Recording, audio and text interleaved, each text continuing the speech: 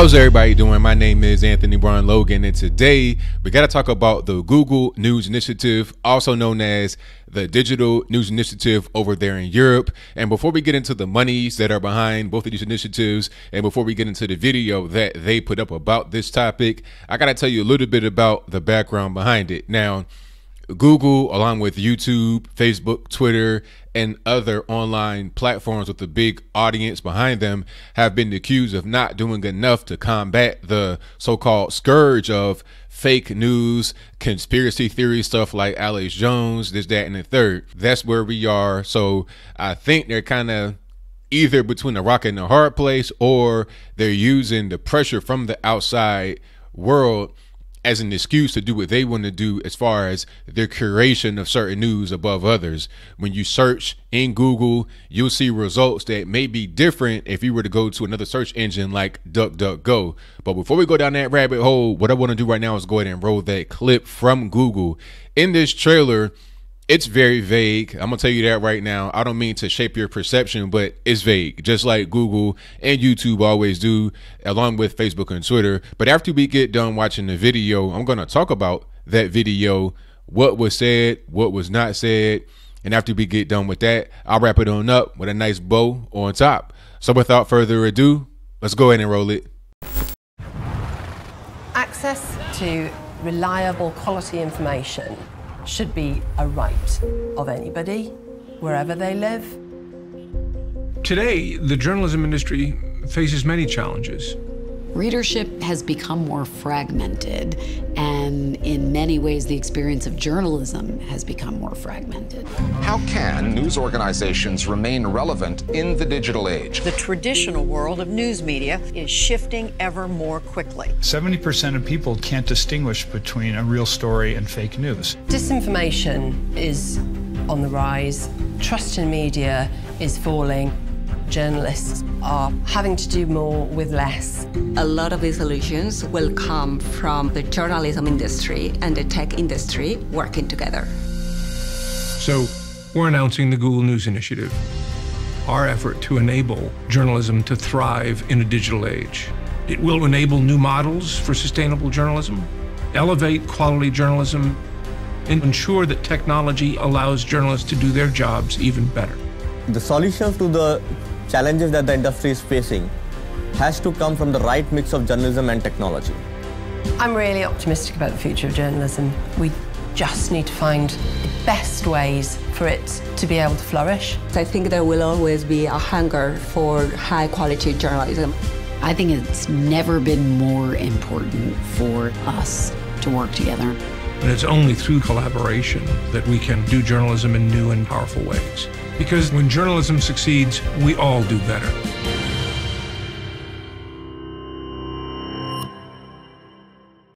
Okay, so you heard that. You see what's going on. Now, let's get to how vague this was. There was a lot said in this short clip, but at the same time, there was nothing said. That's what Google and YouTube usually do. They say they have some kind of new initiative, and they don't tell you all the details. They don't tell you how they're going to go about it. Because my question would be, okay, if you want to help support news and journalists, first of all, who are you going to support? Are they going to be equal amounts of support for all news organizations, big and small? Because what I think is going to be is what it is right now. If you go to google.com and search, let's just say you search for Austin Bomber, there's going to be a carousel at the very top above the ads and above your actual search results of curated results. These results are the ones that Google thinks are the most important or are the most valid. Okay, so they already are telling you right there, these are people that you want to go to because we think that they are legitimate. CNN is always up there. I don't know what CNN has over Google or everybody else, but they always seem to be at the very top of the list when it comes to news sources, although they have been proven to be wrong time and time again. We know that Google and YouTube engage in a lot of favoritism to companies that do not deserve it. I will understand if you had a very legitimate source. Reuters and AP, at least up until recently, have been very good news sources. Also, a place like C-SPAN. C-SPAN does not give you any kind of editorialism for the most part. I've not seen any editorialism on C-SPAN. All they do is just present the raw information and allow you to ingest it whatever kind of way you want. That's the way I usually see C-SPAN operate. Now, CNN, they editorialize all the time and present it as real news. And then you have Google, YouTube, and other places that present that as real news as well. Google also has an app called the Google Newsstand. You can also see it on your desktop. And in this app, it's actually a pretty good app, I'm not going to lie. But in the app, you basically have news stories that are curated for you and your personal viewing habits. You have stuff like, let's say, for example, you watch or read stories about a particular thing. It'll give you stories based on that.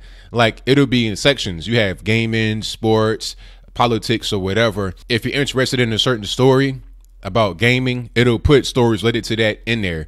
So it's actually pretty good. It also gives you local news from local news sources. So that's not really bad. However, I have yet to see a Breitbart story in there. I don't think I really see too many Fox News stories in there. And that leads me to my question about who's going to get bumped up. Let's be clear. One thing they didn't say in this little video was the money that are behind this. Let's be clear. One thing they didn't say, which is probably one of the most important things about this whole situation, one thing they didn't say in that clip was how much money is behind this initiative. You're talking about $300 million. Over in Europe with the digital news initiative, you're talking about 150 million euros. So you're talking about a lot of money, maybe 500 million total US that's behind this whole situation. And you got to ask yourself, okay, right now, if you search for a certain thing and you go to the results at the very top, like I said, that carousel, that's all mainstream media outlets. So why do mainstream media outlets need any kind of money? What will the money actually do? Will it go towards bolstering the mainstream media sources? Will it go towards bolstering non-mainstream media sources? Or will it go to suppressing other sources, mainstream and or non-mainstream, that are not seen as legitimate? Like I said, CNN obviously is seen as legitimate by Google, although they've been proven time and time again to be false. They are worse than TMZ. It's to the point now where I trust TMZ, which is obviously a gossip website. I trust them more than I do CNN, because CNN is becoming a gossip news organization as well. Misleading stories. That's like the whole thing with the Austin bomber. They showed a graphic, and I placed that on the screen before you. They tried to present it as a hate crime or some kind of white on black thing, because they showed the two men that died. They showed their pictures. However, they did not show the pictures of anyone else that was involved with the situation as far as people that got injured. And the young man who died, a 17-year-old who was on the right-hand side of that picture, his mother was injured in the blast, but they don't mention her at all. They don't show her picture. They don't show her name. They show nothing about her. So you got to ask yourself, why did that happen? I don't really know, but I digress. My whole point here is this. Google is very vague. YouTube is very vague, but you could pretty much put two and two together, do a little bit of deductive reasoning, and you'll be able to see what they're going to promote and what they're not going to promote. What I don't know, what I've not been able to come to a conclusion on yet, is how the money that they're going to put behind this will be spent.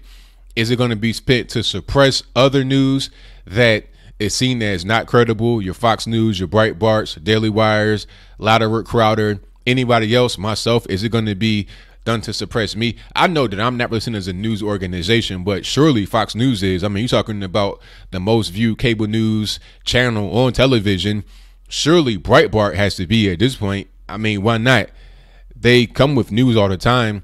Sometimes they break stories. They give a lot of editorialism, but so does CNN, New York Times, Washington Post, Washington Times, LA Times. So do all Wall Street Journal. So do all these other so-called trusted news organizations. Like I said, C-SPAN is probably the only place that does not editorialize at all. It's gotten so bad to the point where you have AP and Reuters trying to editorialize in their headlines and stuff like that, although they're supposed to be neutral, as is the way that C-SPAN is.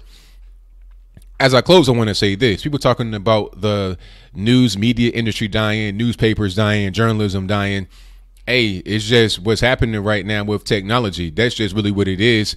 People like myself and many others, your Alex Jones, Paul Joseph Watson, these people are coming out and giving their own points of view about what's happening. Therefore, they are seeing less viewers come to them.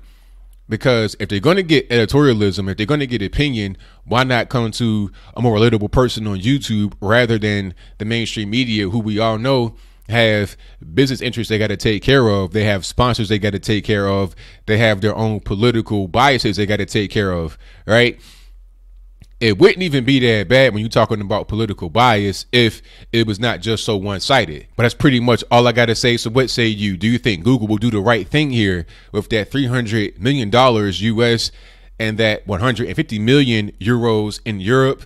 Will it do the right thing? Will it support smaller news organizations? Will it support a variety of news sources, not just on the left? Or will they do what they have been doing in the Google newsstand and also in the regular Google search results, which is to promote that which they think is the best news source, although it obviously is not? I mean, you're talking about CNN, Washington Post, Huffington Post, who have strong, clear biases against 1/7 of the population. You should do things to help all news get out there in the equal way. So if you got Fox News and you have CNN, allow the search results to come up at an equal amount rather than having that top little curated banner of news, rather than having that be all left, have it be a mix of left and right, and then allow people to come towards the center. Myself, as I close through this time, what I do as far as news, how I get my news, I get it from everywhere. I read the Google newsstand. I read Facebook's curated news. You know, they have like the trending list. That's all curated. Same thing with YouTube's trending list. That's all curated. And the same thing with Twitter. It's all manually done by curation. But I read everything. I read YouTube. I look at certain content providers to see what they're talking about. I look at the Google newsstand. I look at Facebook's curated list. I look at Twitter's curated list. I look at Fox News. I look at NBC. I look at MSNBC. I look at Breitbart. I look at Drudge. I look at Daily Wire. I look Reuters, AP, C-SPAN. I look everywhere to see what's going on. And the best place to get news, if you're talking about a story that happened in the city, like a certain place like the Austin bomber, the best place to go is usually the local news, because they're going to give it to you, although it may be a small bias there, they'll give it to you in the most accurate way because they're right there on the ground as it's happening. So I look everywhere for my news, and then I give my honest opinion about what's happening. But I always make sure that I'm informed in a well-rounded way, which is why you always see, if you look in the description box, you're always going to see news sources from all over the place. It won't just be from the left or from the right or from the center. It'll be everywhere. And that's what I think Google should invest their cash into. But whatever your comments are, please let me know in the comments below. And that's all I got to say for this video. If you like what you heard, please comment, rate, share, and subscribe. Peace.